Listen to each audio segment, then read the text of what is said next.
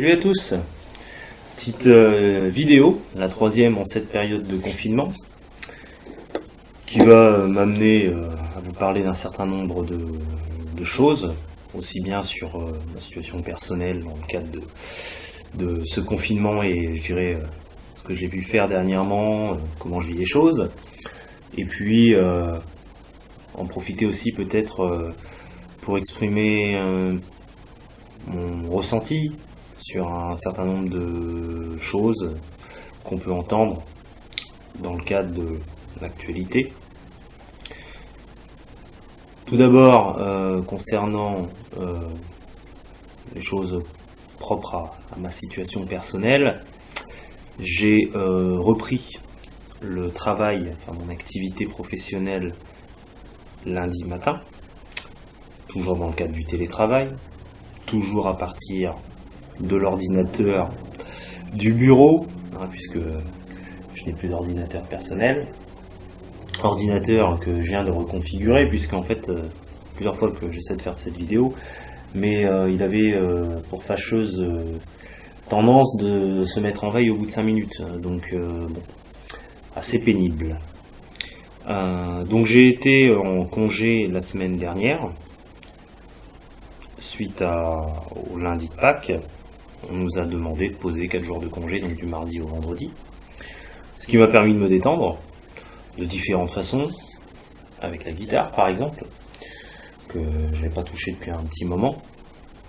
Et puis à travers le dessin, où j'ai retravaillé un certain nombre de projets, de sorte que, vu que je travaille en noir et blanc, j'ai retravaillé des ancrages, des aplats, de façon à avoir des noirs un petit peu plus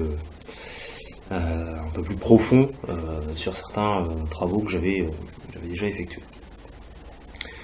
Petite parenthèse, il était prévu que ce que je peux produire fasse l'objet d'une exposition. J'étais en relation avec des interlocuteurs qui travaillent dans le cadre d'un bar. Donc cette exposition devait avoir lieu dans le cadre d'un bar. Début mai, compte tenu du coronavirus qu'on n'avait pas prévu et du confinement qui en découle, bien que je n'ai pas eu l'occasion de recontacter les interlocuteurs que sont le responsable de la communication et le manager du bar, il est complètement impossible d'envisager de mettre en place cette exposition début mai.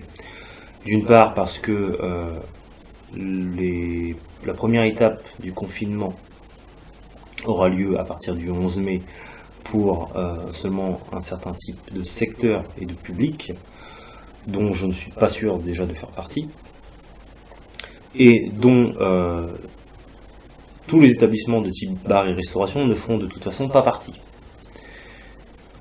Il est prévu au mieux, en tout cas il est souhaité, d'après ce que j'ai pu entendre dire de la part d'un certain nombre de personnes du monde de la restauration et de syndicats de ce milieu-là, il est souhaité qu'effectivement les choses redémarrent au plus tard pour ces secteurs-là à l'été, le jour de l'été, alors je crois que c'est le 21 juin il me semble, mais à vérifier, de façon à ce que la saison soit pas trop dégueulasse pour eux, quoi.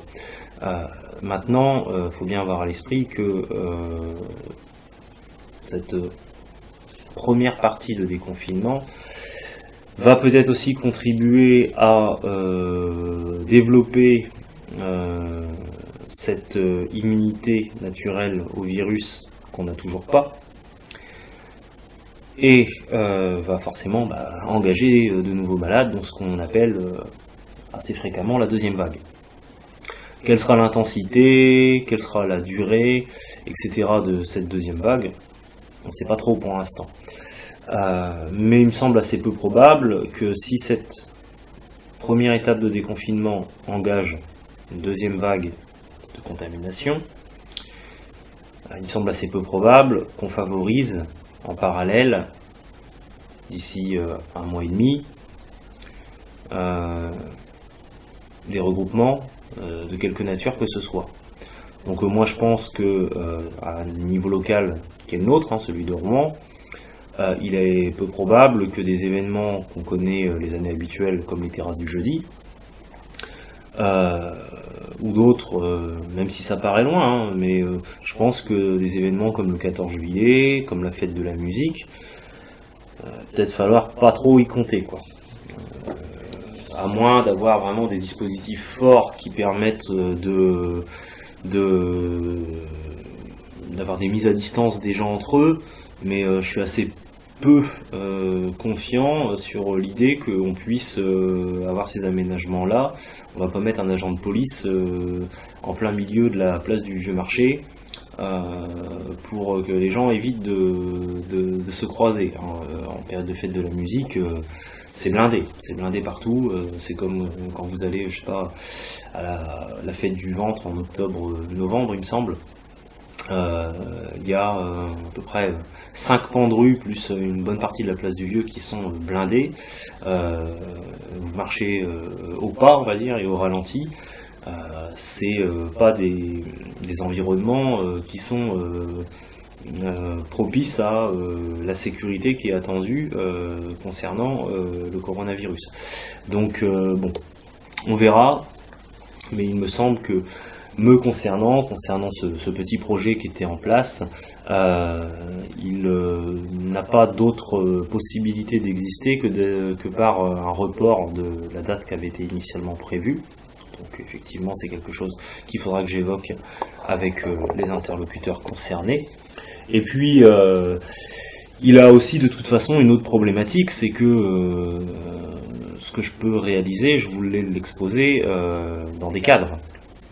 Or, bien qu'il existe encore des possibilités d'avoir des supports type cadre à travers des magasins type, ou du moins des chaînes qui relaient, qui met en relation des magasins et des clients comme Wish, hein, c'est un système qui a l'air de fonctionner. Je suis quand même dubitatif sur la qualité de certains produits, puis moi j'aime bien voir ce que j'achète.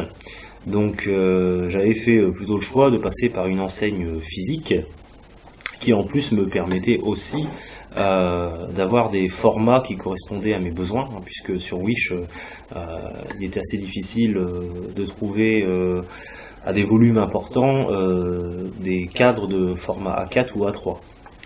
Donc j'avais fait le choix de passer par une enseigne en physique qui malheureusement, compte tenu des événements, a fermé tous ces établissements sur le territoire national.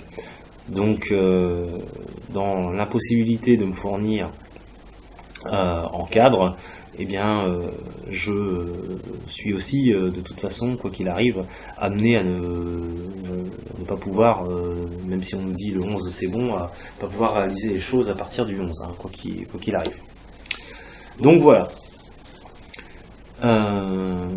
Au-delà de cette parenthèse sur ce projet, sur les activités que j'ai pu avoir pendant la période de vacances, donc je fais ça pour parler des dessins parce que j'ai les dessins là devant moi et la guitare. J'ai, comme je disais, repris mon activité depuis lundi dernier en télétravail à partir du PC du boulot, qui est l'unique réel PC que j'ai à portée de main aujourd'hui. Et l'activité est relativement restreinte. Concrètement, il y a très peu de mails. Je reste vigilant.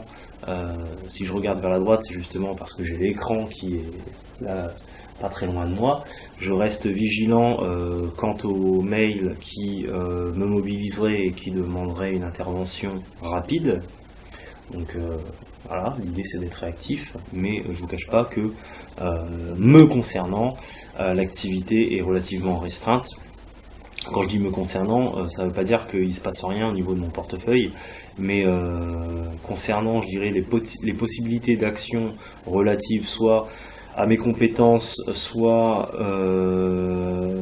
à, je dirais, la marge de manœuvre en termes d'autorité que je peux avoir, voire les deux.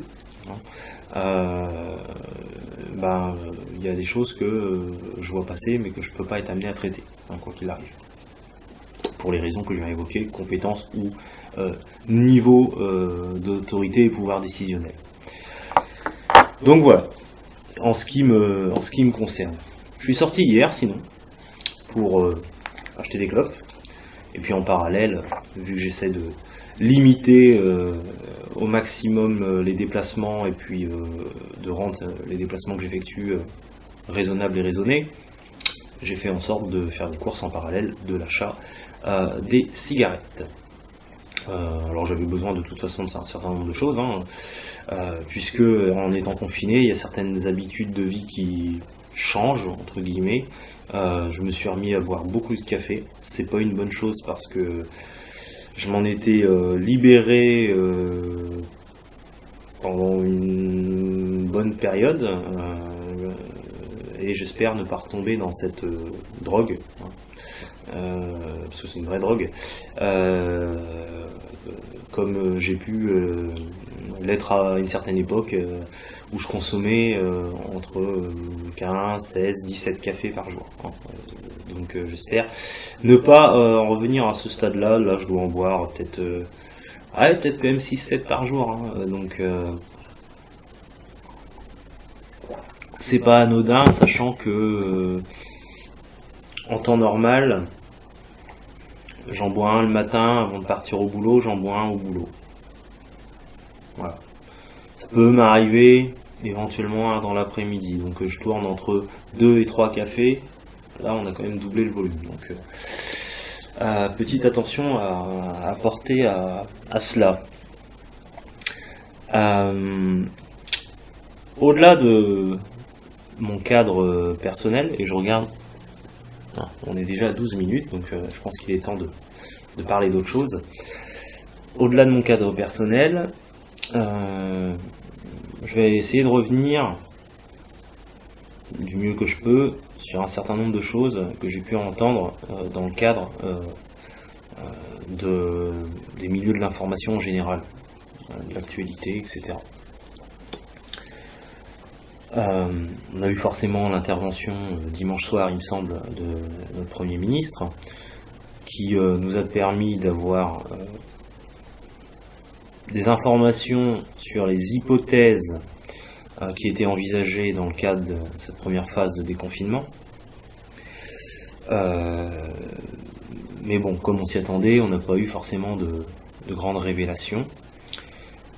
Il faudra attendre une quinzaine de jours pour avoir un peu plus de précision, même si hier il y a déjà des choses qui se sont précisées concernant les publics qui allaient être concernés par cette première phase de déconfinement.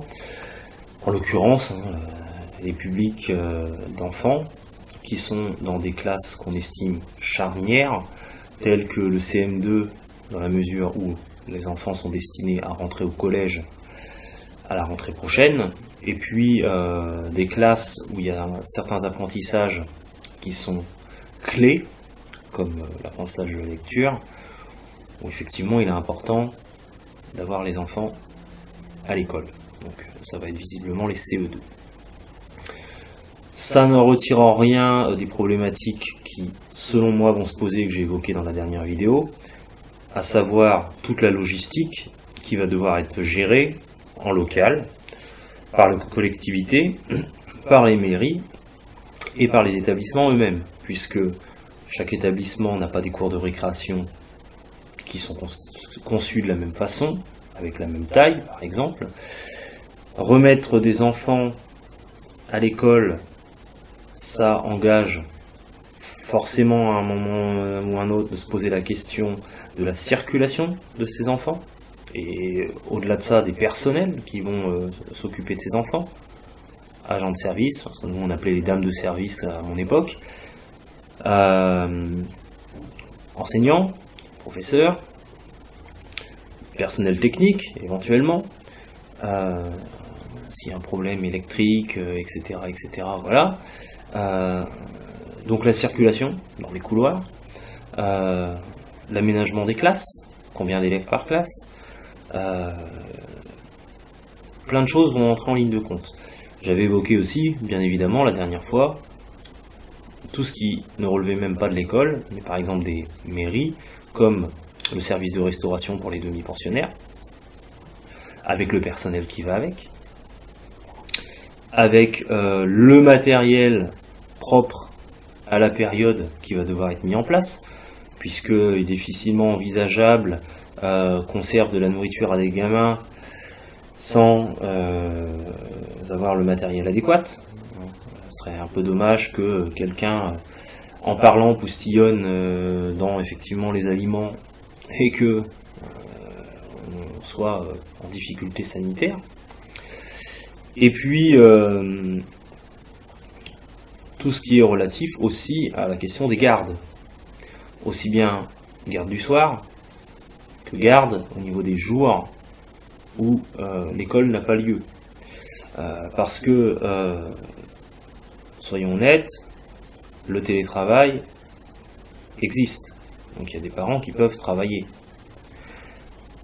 Envisager de remettre les enfants à l'école, c'est aussi pour libérer des parents dont l'activité n'est pas possible en télétravail, de façon à renvoyer ces parents-là au boulot. Or, si ces parents sont au boulot, il n'est pas dit qu'ils pourront se présenter à l'heure de sortie d'école à l'heure.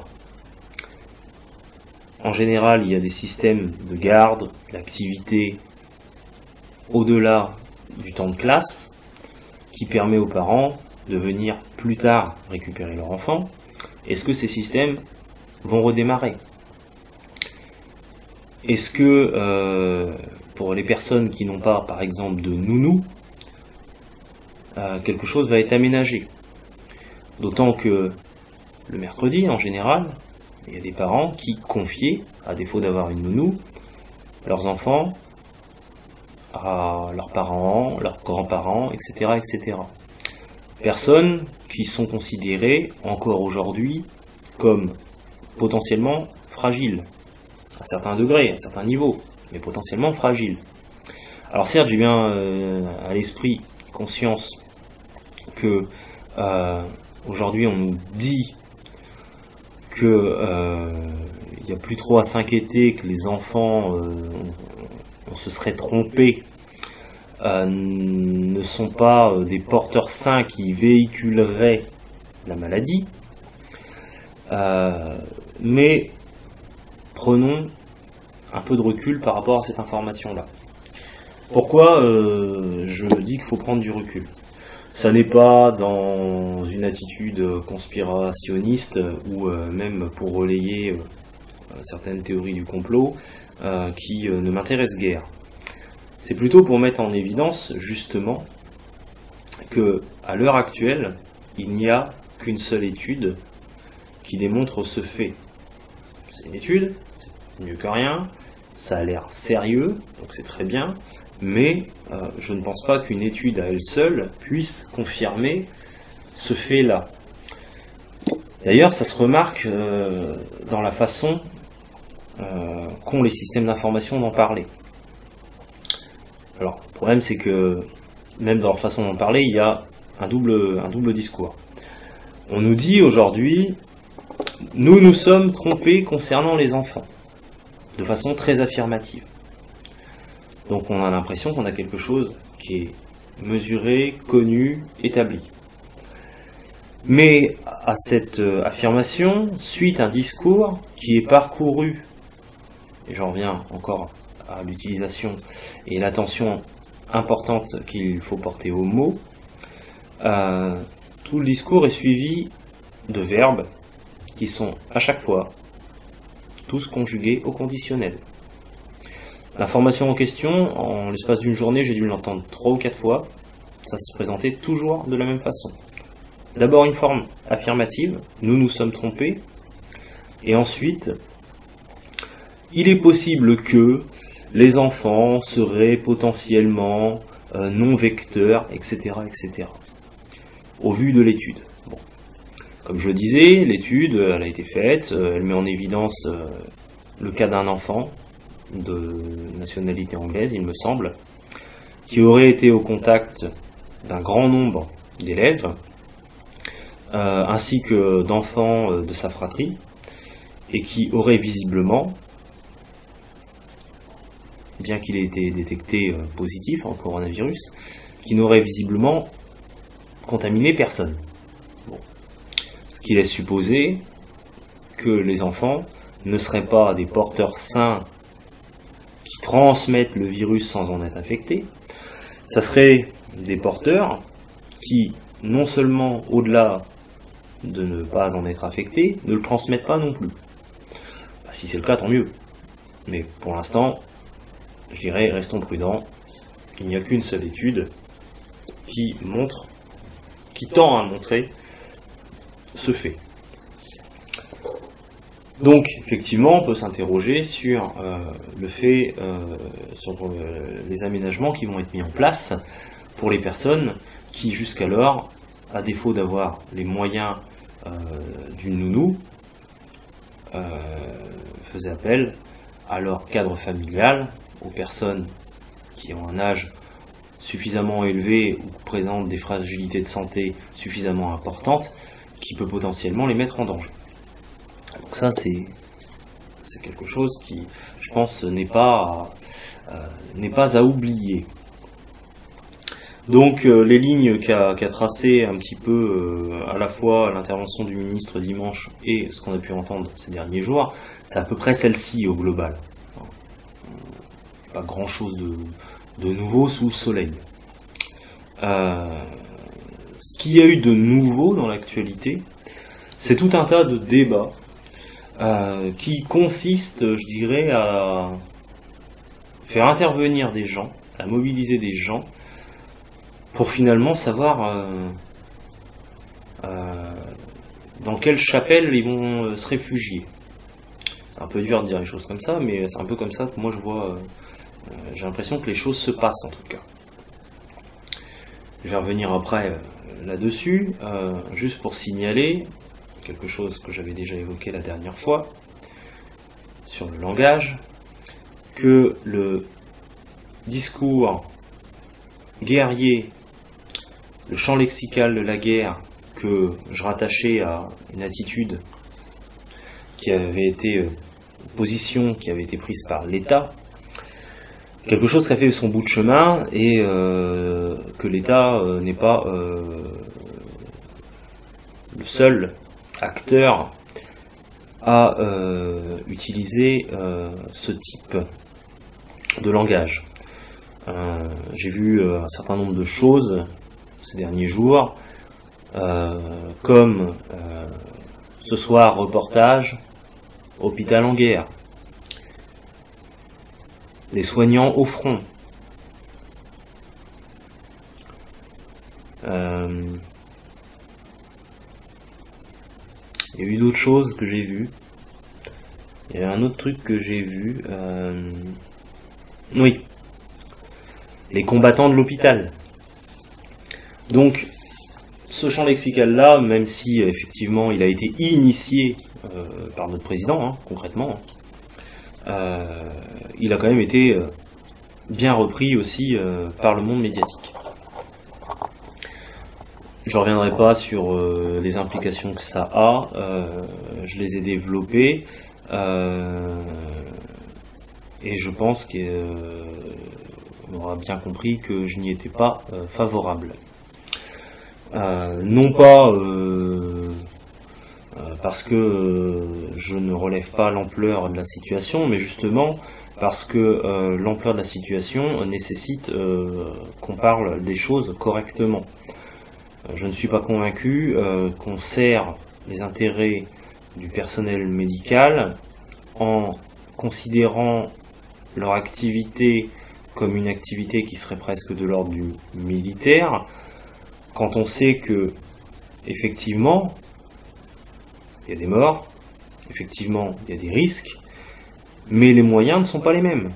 Un militaire qu'on envoie sur le champ de bataille, on ne l'envoie pas à poil. Il est armé. Il connaît la nature de la menace, etc., etc. Alors, il n'est jamais à l'abri de tomber dans une embuscade ou autre, mais il est quand même suffisamment informé suffisamment équipés pour faire face à la situation.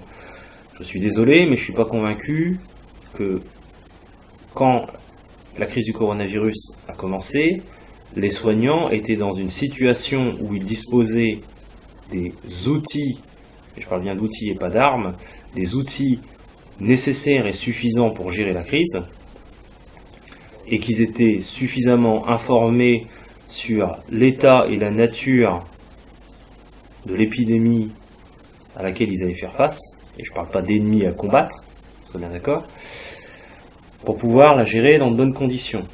Tout au contraire, ils ont un peu été abandonnés. Donc, je ne pense pas que ce soit quelque chose qui peut amener à les servir, de les comparer à des choses qui sont de l'ordre du militaire. Je pense qu'il vaut beaucoup mieux les considérer en tant que tels, pour justement garder à l'esprit que ces difficultés-là, ils les ont vécues. Et que ces difficultés-là, au-delà de la période qu'on vit, il faudra en prendre la mesure et garder à l'esprit que c'est une situation qui est relative aussi à des manquements issus du passé. Un manquement d'écoute sur les besoins matériels et financiers et humains dont avait besoin la sphère médicale depuis un bon moment. Donc voilà pourquoi moi j'ai vraiment un peu de mal avec toute cette terminologie guerrière.